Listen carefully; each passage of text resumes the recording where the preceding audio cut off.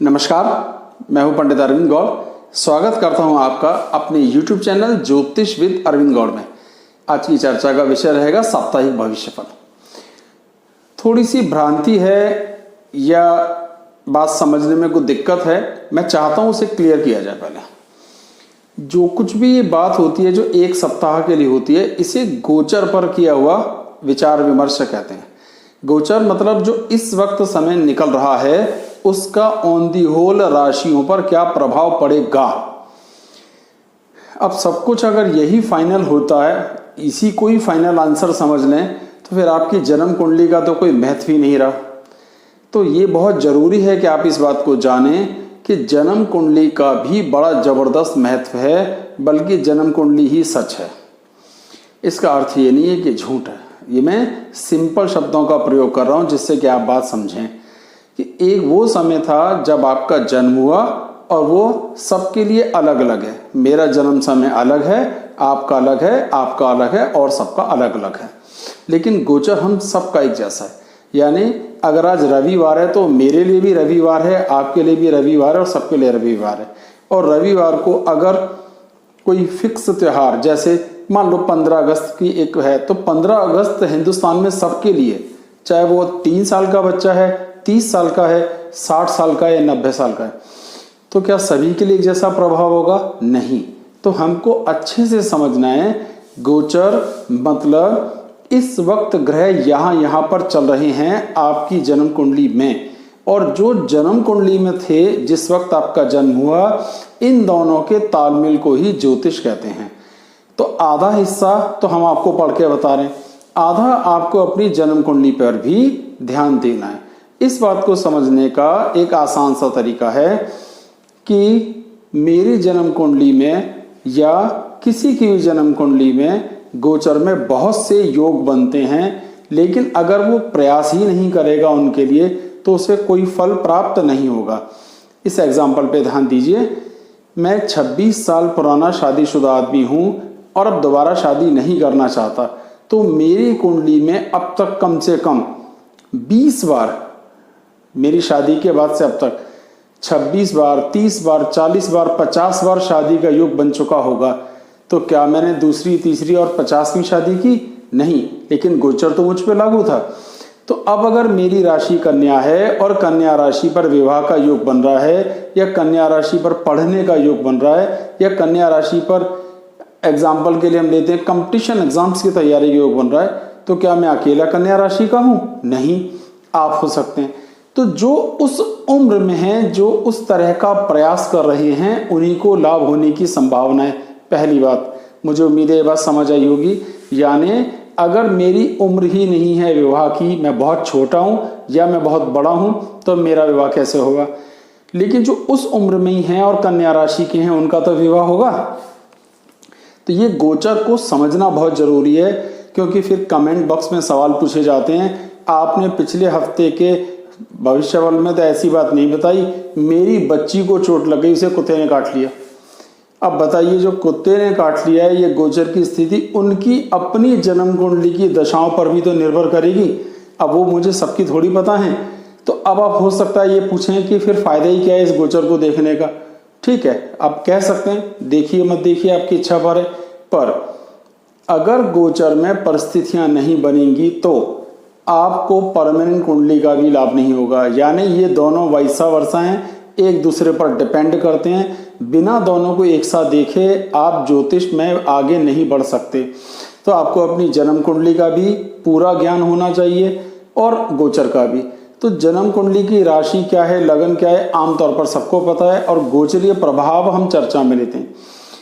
7.5 शनि का जो कुछ भी लेना देना है वो गोचर से है, जन्म कुंडली से उसका सीधा लेना देना नहीं होता।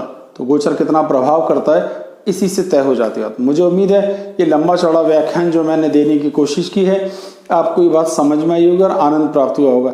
तो इसे एक डायरेक्शन के तौर पे लीजिए, एकदम फाइनल आंसर मत लेके चलिए। ये कोई ऐसा आंसर नहीं है कि इसके अलावा कुछ हो ही नहीं सकता, लेकिन काफ़ी हद तक इसमें ये बातें सिमट कर आ जाती हैं जो भी आपके साथ लगभग होने के लिए अच्छी और बुरी संभावनाएं हैं। तो आज का कार्यक्रम अब यहाँ से शुरू करते हैं। ये बातें जानना जरूरी थी, जो शिकायत मुझसे हुई तो उसका आंसर देना भी जरूरी था। 17 तारीख को कृष्ण जी की छठी पूजन का एक छोटा त्यौहार रहेगा। उसी दिन मासिक शिवरात्रि का त्यौहार भी रहेगा। 21 तारीख को वराह जयंती, हमारे विष्णु जी का एक वराह अवतार, उनकी जयंती। और 22 तारीख को कृष्ण जी की गणेश जी की चतुर्थी, जिसे गणेश चतुर्थी, कलंक चतुर्थी या पत्थर चतुर्थी, चट्टा चौथ भी जगह जगह अलग अलग नामों से पुकारा जाता है। तो कुल मिलाकर गणेश जी की चतुर्थी का व्रत रहेगा, जिसमें तिल बांटना, तिल कूटने का एक नियम रहता है। तो ये एक मीठा और तिल का नियम रहता है। ये बहुत एक त्यौहार है जो मनाया जाता है, गांवों में खास तौर पर ज़्यादा मनाया जाता है। ज्योतिष में जो परिवर्तन आ रहे हैं वो ये 17 तारीख को मंगल अपनी मेष राशि में प्रवेश करेंगे अश्विनी नक्षत्र में। 18 तारीख को बुध सिंह राशि में मघा राशि में प्रवेश करेंगे।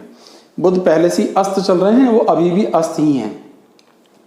अब बात करते हैं एक एक करके सारी राशियों की। आप इसे राशियों के हिसाब से भी देख सकते हैं, लगन के हिसाब से भी देख सकते हैं। लगन से देखना ज़्यादा अच्छा रिजल्ट देता है, ऐसी मेरी अपनी समझ बूझ है, ऐसा मुझे लगता है। तो मेष की बात करते हैं तो मेष के लिए लगन में ही मंगल देवता स्वग्रही होकर के बैठे हैं। तो पूरे सप्ताह जो स्थिति रहेगी, आपका कॉन्फिडेंस, ताकत, सामर्थ्य, बल, किसी भी चीज़ का फैसला लेने की ताकत बड़ी अच्छी रहेगी, क्योंकि 5वें घर में भी सूरज स्वग्रही होकर बैठे हैं।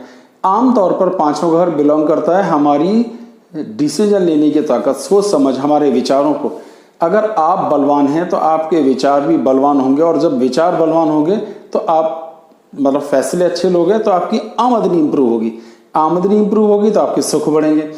तो पहले 2 दिन 17 और 18 तारीख को चंद्र 4थे घर में स्वग्रही होंगे। तो ये चंद्र का राज्य हो गया। लगन में मंगल है, इसे रोचक महायोग कहते हैं। दशम भाव में शनि स्वग्रही, इसे शशक महायोग कहते हैं।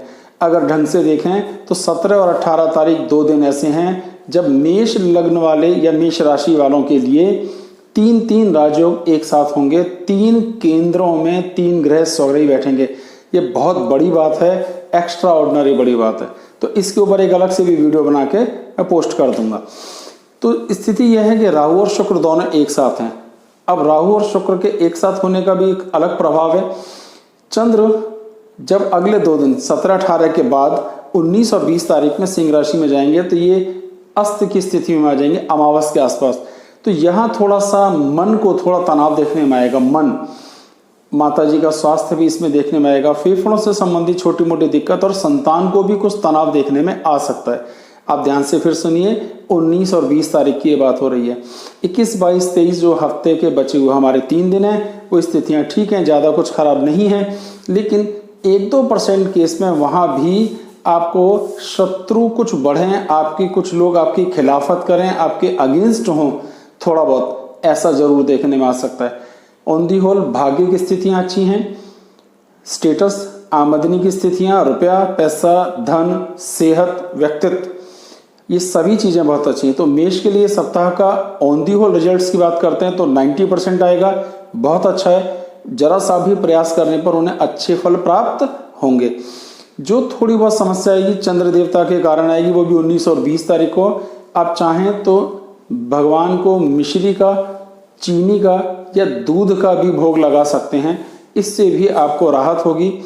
संभव हो तो मोती भी पहन सकते हैं, लेकिन सिर्फ एक सप्ताह के किसी भी गोचर के लिए स्टोन पहनने की कोई विशेष आवश्यकता नहीं है।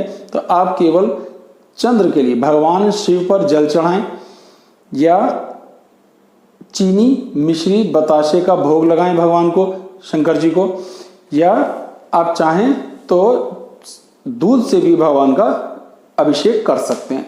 तो इन तीनों में से कोई सा भी आप एक उपाय करिए, आपको राहत महसूस होगी। वृषभ की बात करते हैं।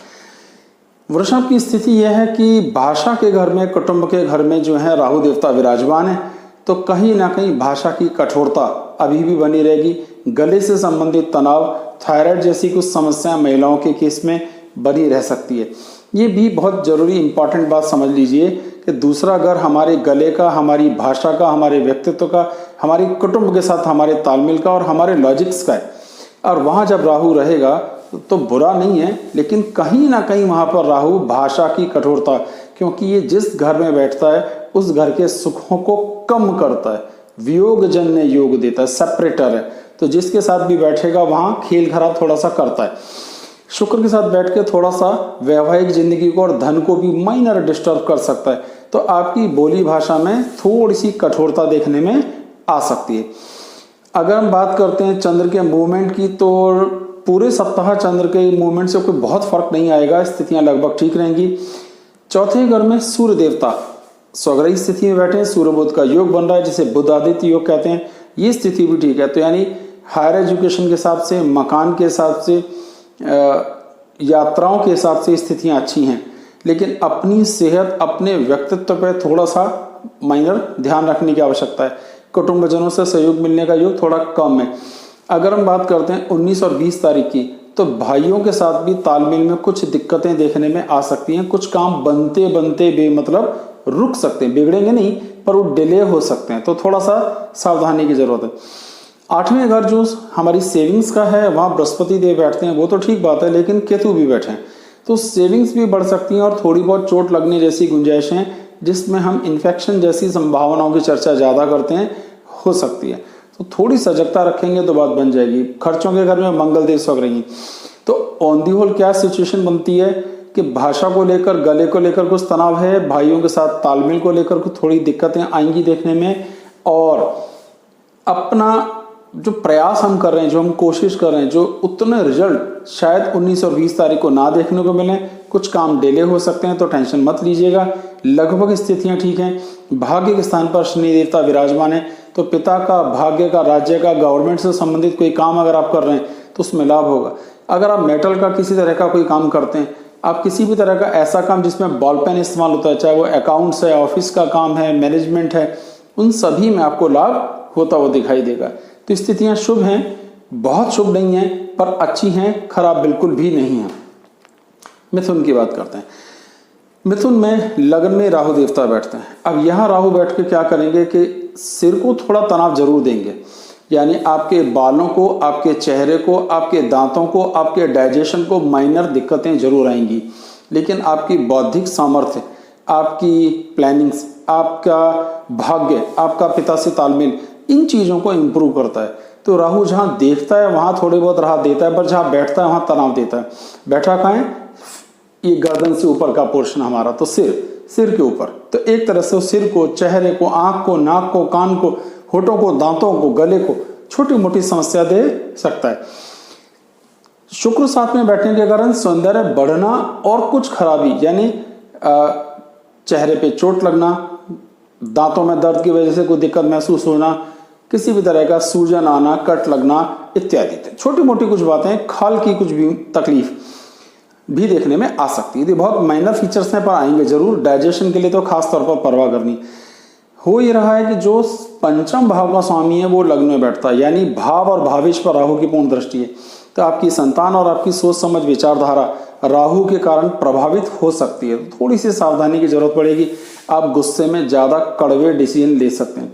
बोली भाषा पहले 2 दिन तक तो स्थितियां ज्यादा अच्छी हैं, लेकिन उसके बाद थोड़ी सी एवरेज हो जाएगी, यानी आपकी भाषा में 19 और 20 तारीख को थोड़ी कठोरता बढ़ेगी, जिसके कारण कुछ काम आप खराब करेंगे, कुछ रिलेशंस आप बेमतलब बिगाड़ सकते हैं। तो थोड़ी सेंसिटिविटी को संभालिए, ज्यादा संवेदनशील होने के कारण थोड़ी समस्याएं आएंगी। उम्र की स्थितियां अच्छी हैं, धन संग्रह की अच्छी हैं, भाग्य की स्थिति एवरेज है, वैवाहिक जीवन का सुख एवरेज से बेहतर, आमदनी का योग बहुत अच्छा है। जरा सा भी प्रयास करने पर आमदनी को काफी इंप्रूव किया जा सकेगा, कई सारे मौके मिलेंगे और आप उसका आनंद ले सकेंगे। तो मिथुन के लिए स्थितियां काफी अच्छी हैं। अगर मैं लमसम की बात करता हूं तो आप 80% तो मान के चलिए कि अच्छा है। अगर यही बात वृषभ के लिए समझनी है तो आप उसे 60% अच्छा मान के चल सकते हैं। कर्क की बात करते हैं। अब कर्क बड़ी सेंसिटिव लगन है। सबसे बड़ी समस्या यह है कि उसके लग्न के स्वामी ही चंद्रदेव हैं। चंद्रदेव नाजुक थोड़े समझे जाते हैं और उनकी स्थिति अगर आपकी जन्म कुंडली में कमजोर है तो फिर गोचर में आमतौर पर बहुत ज्यादा लाभ होता वो नहीं दिखता, यानी उन्हें सेंसिटिव माना जाता है। खास तौर पर उन तकलीफों के लिए जो छाती से संबंधित हैं, गले की हैं, ठंड लगने वाली समस्याएं हैं, वो जल्दी हो जाती हैं। तो थोड़ी सावधानी बरतेंगे तो बात बनेगी। लेकिन 12वें घर में राहु और शुक्र के होने के कारण डॉक्टर से थोड़ी दुआ सलाम बनी रहेगी, थोड़ा बहुत डॉक्टर के पास चक्कर लगाने का योग बना रहेगा। भाषा में बेमतलब की कठोरता और अकड़ दंभ आएगा। परिवार का सहयोग बहुत मिलेगा, लेकिन उसके बाद भी कहीं ना कहीं भाषा की कठोरता बढ़ेगी। 19-20 तारीख को स्थितियां थोड़ी सी और खराब होंगी। सेहत को लेकर छोटे मोटे दिक्कतें आपको 19 और 20 तारीख को आएंगी। तो पानी से भीगने से सावधानी आवश्यकता है। बहुत ठंडा पानी है, कोल्ड ड्रिंक पीने से बचें। आपको गले की या गले में किसी तरह का तनाव देखने में आ सकता है, ये थोड़ी सावधानियां बरतेंगे तो अच्छा है। वैवाहिक जीवन की स्थितियां अच्छी हैं, उसमें किसी तरह का भी कोई प्रॉब्लम नहीं है। ये एक मैसेज की टोन थी, आप इसे इग्नोर कीजिएगा प्लीज। तो स्थितियां ये हैं कि पत्नी के घर में शनि का राजयोग बन करके बैठा है। पहले 2 दिन 17 और 18 तारीख को लग्न में चंद्र का राजयोग है और दशम भाव में मंगल का राजयोग है। तो 3 राजयोग एक साथ होंगे। कब? 17 और 18 तारीख को। अपने आप में ये फिर एक बहुत बड़ी बात है, साधारण नहीं। लेकिन भाग्य की स्थिति की बात करते हैं, एवरेज से अच्छी। पत्नी का सहयोग बहुत अच्छा, उम्र सेविंग्स की योग अच्छा। ले दे की जो थोड़ी तकलीफ है वो हेल्थ की सेंसिटिविटी की है या स्वभाव की सेंसिटिविटी की है। बाकी स्थितियां ठीक हैं, और वो भी खास तौर पर 19 और 20 तारीख को। ऑन दी होल आमदनी के हिसाब से सेहत ठीक है। अब इस पूरे सप्ताह में अगर सबसे कम कोई चीज मिल रही है तो वो आमदनी, यानी आपको इनकम शायद उतनी अच्छी होती हुई नहीं दिखाई देगी। तो इन सारी स्थितियों को अगर हम जोड़ लें, लमसम पकड़ के चलें, तो 50-60% से ज्यादा अच्छा योग नहीं बनता है। ठीक है, बुरा नहीं है। 3 राजयोग भी बन रहे हैं गोचर में, लेकिन लग्न की स्थिति थोड़ी सी कमजोर पड़ने के कारण उनका बहुत अधिक लाभ होता है वो नहीं दिखाई देगा। अभी अगले सप्ताह ज्यादा दिखाई देगा। सिंह की बात करते हैं। लग्निष्ठ लग्न में स्वग्रही होकर बैठे हैं, बुध आदित्य योग का निर्माण हो रहा है, अच्छी स्थिति मालूम देती है, बिल्कुल ठीक है। इनकम के घर में राहु देवता बैठते हैं। जब राहु 11वें घर में बैठता है तो वहां वो शुभ फल देता है, क्योंकि 11वें घर छठे से छठा है। भाव से भाव को जब देखते हैं भावत भावन सिद्धांत के हिसाब से, तो छठा घर शत्रुओं पर विजय प्राप्त करने के लिए है। और जब जिनके शत्रु कंट्रोल लेंगे, जो अपोज करते हैं, वो कंट्रोल में रहेंगे, तो आमदनी अपने आप बढ़ जाएगी। तो सेहत, ताकत, लगन मजबूत हुई, आमदनी मजबूत हुई, तो इनकम खुद ब खुद अच्छी हो जाएगी, सुविधाएं खुद ब खुद अच्छी हो जाएंगी। संतान के साथ स्थितियों का तालमेल बहुत अच्छा है, लेकिन कुछ छोटे मोटे फैसले लेने में आप डाउट्स में जरूर आओगे, क्योंकि केतु भी वहां बैठता है। यानी फैसला लेने में आपको अनईजी फील हो सकता है। तो थोड़ी सी चतुराई से काम लेंगे तो काम चल जाएगा। भाग्य की स्थिति बहुत सुंदर है, बहुत सुदृढ़ है। धन का योग बहुत सुंदर है, आमदनी का और नए नए सोर्सेज डेवलप होने का योग, नए लिंक्स बनने का योग बहुत अच्छा है। शत्रु पर विजय प्राप्त होने का योग बहुत सुंदर है।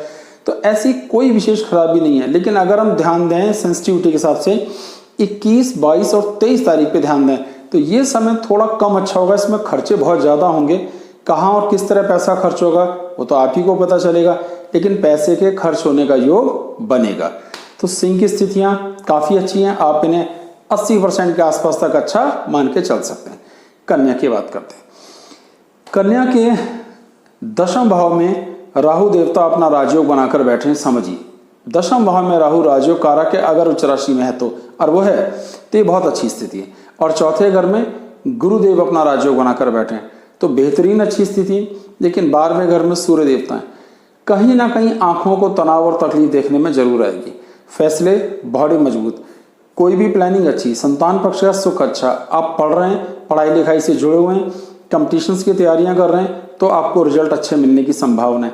सुख की स्थितियां ठीक है। माता जी के साथ धन, संपदा, मकान, वाहन का योग सुंदर है, उसमें भी कोई तकलीफ नहीं। सेविंग्स की बात करते हैं, छोटे भाई बहनों से तालमेल की बात करते हैं, वो स्थितियां भी ठीक हैं। अष्टम भाव का स्वामी मंगल अष्टम में स्वग्रही है, आमतौर पर इस सेविंग्स पे बड़ा जोर देता है। तो स्थितियां लमसम ठीक हैं, भाग्य की स्थिति ठीक है, आमदनी की ठीक है।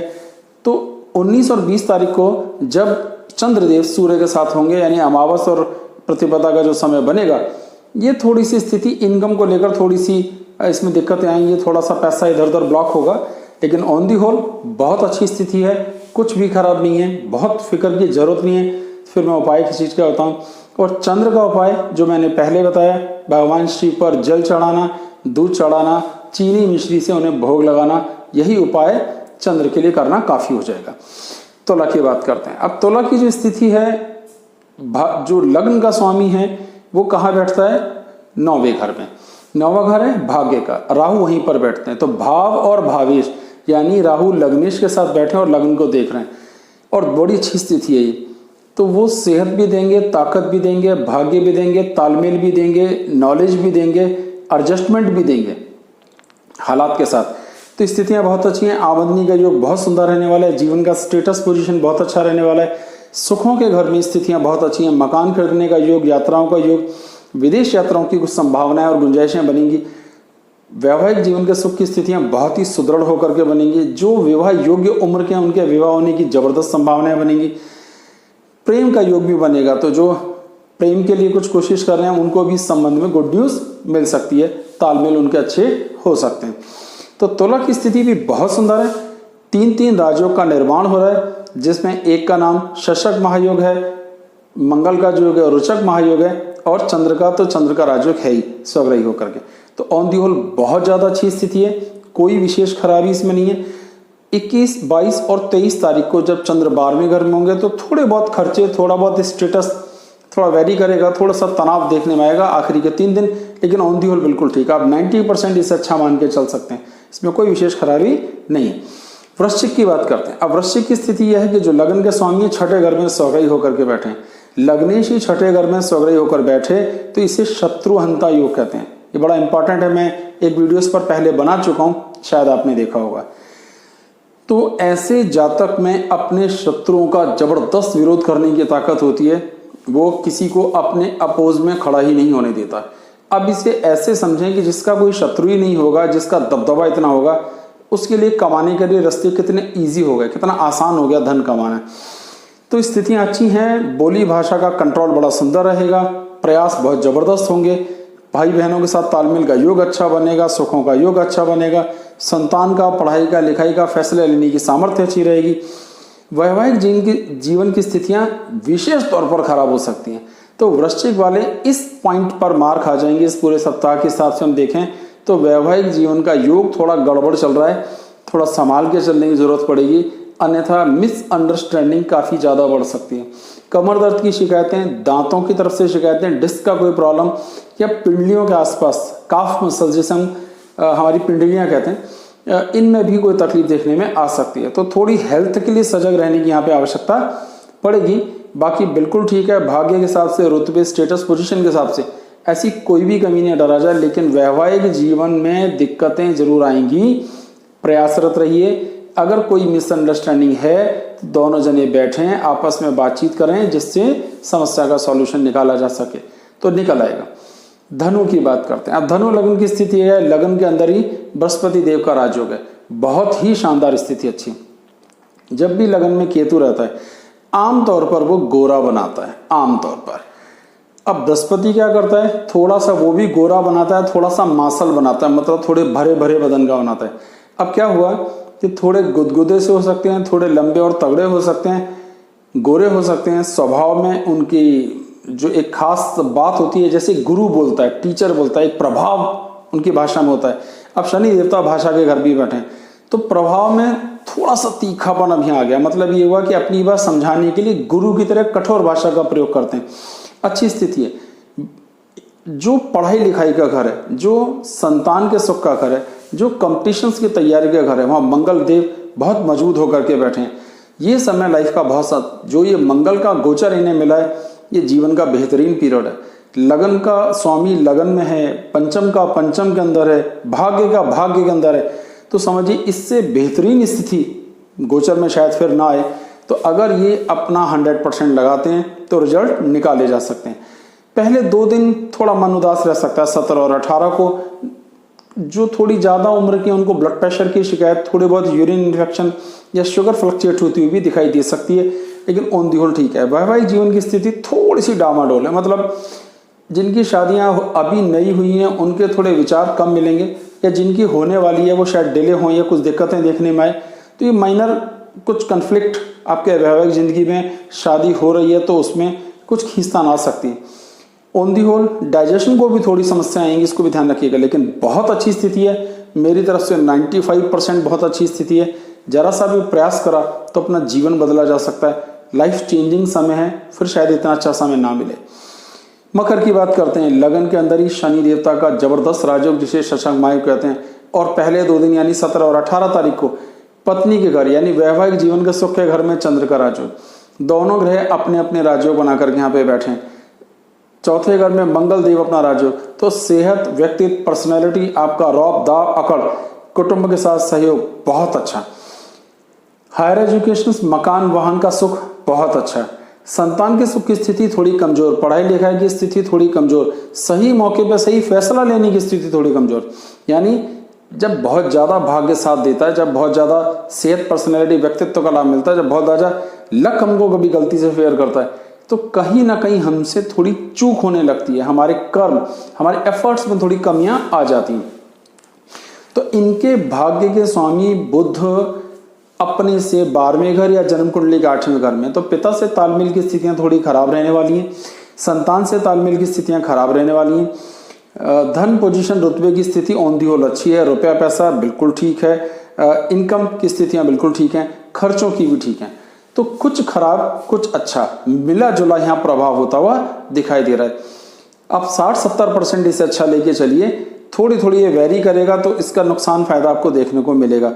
तो 17-18 तारीख को तो स्थितियां बहुत अच्छी हैं, लेकिन 19 और 20 तारीख को आपको ये इन्फेक्शंस और थोड़ी मोटी जो यूरिन की मैंने चर्चा की ये हो सकते हैं। आपको आंखों में दर्द की शिकायत भी इस दौरान देखने में आ सकती है, तो थोड़ी सी सावधानी की जरूरत पड़ेगी। अब बात करते हैं कुंभ लगन के। कुंभ लगन, कुंभ राशि कुछ भी ले लीजिए। अब कुंभ की स्थिति क्या है कि जो स्वामी है वो 12वें घर में स्वग्रही होकर के बैठे हैं।